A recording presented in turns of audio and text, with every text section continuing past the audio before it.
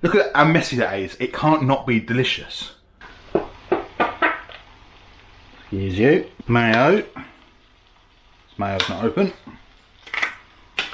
I've got a big spatula that I can't get flat in this pan because it's too big. So I'm just going to have to make the best of it.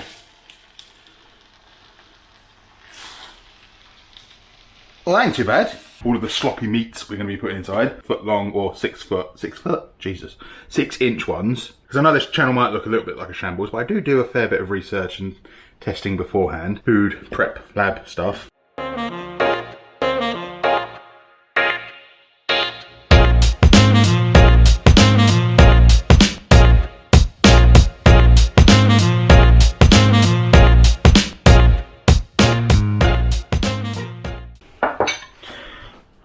Ahoy hoy.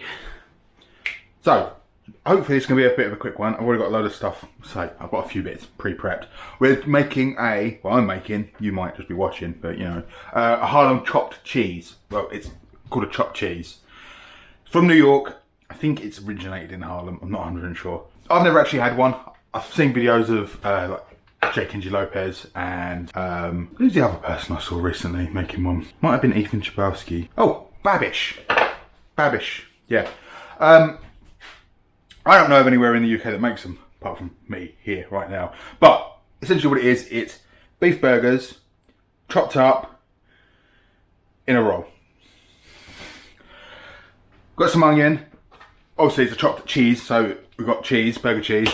The general accoutrements, lettuce, tomatoes. Apparently traditional sauces are ketchup and mayo. Normally, they would be sold in a big sub roll. These are the biggest sub rolls I could find. Not very big, so I'm going to make 2 smaller ones. One of them I'm going to chuck pickled peppers in, because apparently quite a few places will put pickled peppers in them as well, so I thought I'd try that as well. Like I said, traditionally, they'd be served in sub rolls. If you can get hold of sub rolls, big, nice, foot long or 6 foot, Jesus, 6-inch ones, go with them. I also, while I was testing this, because I know this channel might look a little bit like a shambles, but I do a fair bit of research and testing beforehand. Food prep lab stuff. You know, you can buy those bake at home baguettes. Oh, I've got one in. These bake at home baguettes that are mostly cooked, but you finish them up in the oven, put them in the oven at high for 10 minutes. I trialled them out because they're a bit bigger. They work alright. Problem is they're a lot denser, whereas you want like a lighter burger bun sub roll sort of dough crumb to your bread, not a dense that, and also you don't want it super crunchy on the outside. This also quite often will come in a Kaiser roll, which is like a big bap. First thing is we're going to toast the bread just because it will help it stand up to all of the sloppy meats we're going to be putting inside. In a big pan. I'm using cast iron because I've got it. If not, just use a big non-stick. Not too hot. You want a little bit of a sizzle when we go in with our onions. We're not going to be frying the crap out of them. The sort of implement you want for this is you want, what I found works best is a flat edge like that. Because you're going to be chopping the meat up in the pan. Which is why it's called a chopped cheese.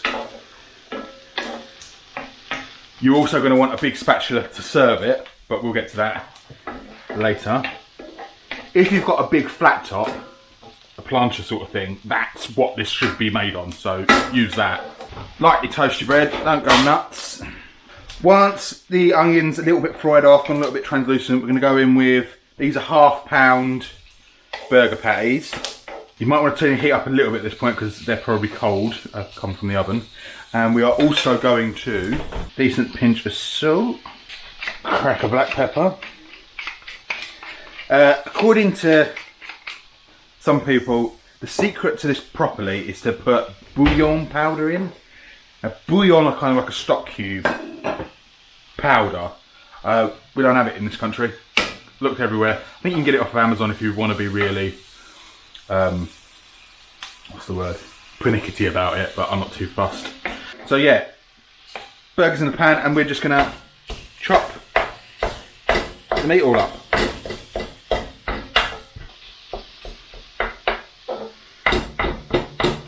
Once you've got it all chopped up, we're not trying to turn it into mincemeat, so don't go absolutely balmy at it, but just gotta let that cook a bit. I don't think I said it. That onion was like just half of a medium-sized onion, relatively finely diced. Right, once your meat's pretty much cooked, I am gonna portion it twice. Bad English, that. And split it in half because I'm doing 2 smaller ones. If you can get yourself one big roll, you can just do one big long jobby. But we are cheese on there, and I'm running low on cheese.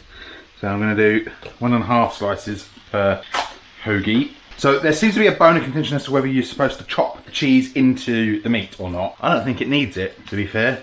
It's going to all just get really melty and toasty as it is.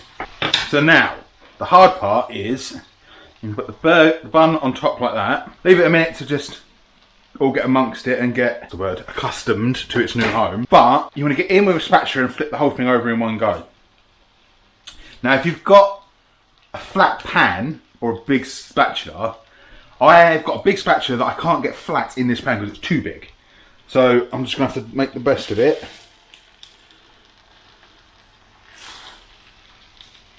Well, that ain't too bad. That's the bit. This isn't supposed to be pretty food. This is late night, come home from the pub food. Well, not a pub. Oh, you get pubs, I suppose, in New York these days. So there's one. And our other half of the cheese. Bun over. So, these rolls, from what I understand, are supposed to be disgustingly overfilled. But they also go in with shredded iceberg and some Tommy tomatoes. Mayo.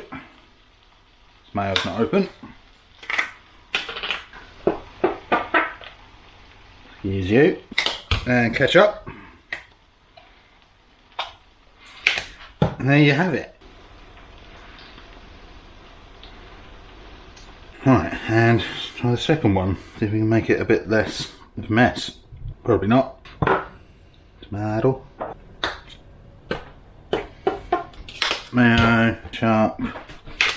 And this one I'm going to adorn with a few jalapenos. Homemade jalapenos. I've got the recipe for that. You can find up there.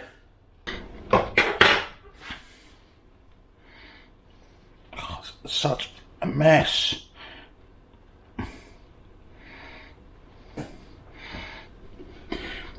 Really, you should wrap it up. All over the floor. Really, it should be wrapped in paper. That's how you get it out of a deli. But look at how messy that is. It can't not be delicious. I'm gonna go eat it. It's messy, but it's tasty as anything. Like I said, it's not really something we've ever had over here. It's kind of a local. You know, like you've got the Philly cheesesteak and you've got the Reuben, and the Reuben you get over here a bit more now because it's considered a bit fancier, I guess. But quick, easy, great drunk food. But give it a go, and hopefully you won't make as much as me, and you'll be able to get better bread as well for it. But yeah, I'll see you when I see you. Bye.